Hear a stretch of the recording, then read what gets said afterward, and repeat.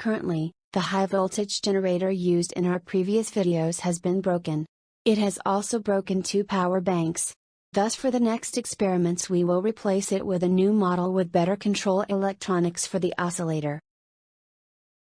This is the model I used to replace the broken high voltage generator used in previous videos.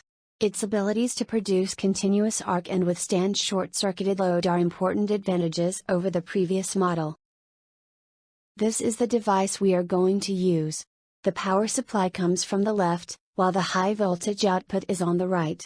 We can see the power regulation and oscillator electronic circuit, a step-up transformer, and voltage multiplier consisting of two high voltage diodes and capacitors. Let's measure the power supply input connections of the generator. In resistance mode, it starts with low value, but then increases. It's the effect of the inlet capacitor. The value then changes again, presumably due to the activities in the electronic components. Let's change the mode to diode measurement. In forward direction, the measured activation voltage is around 1 volt.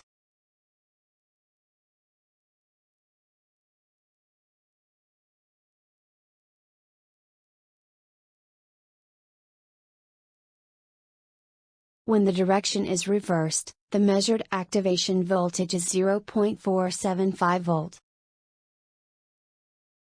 Let's measure the output connections.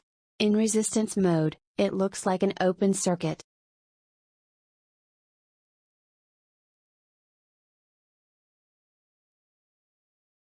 Measurement in diode mode also looks like an open circuit.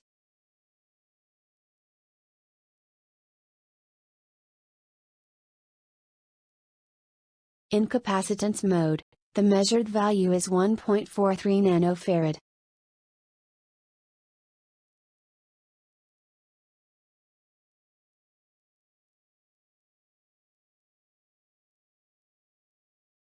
Let's test the function of our new high voltage generator to produce electric sparks.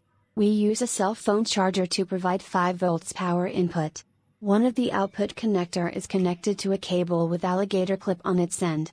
The clip needs to be as close to around 2 mm to produce electric sparks.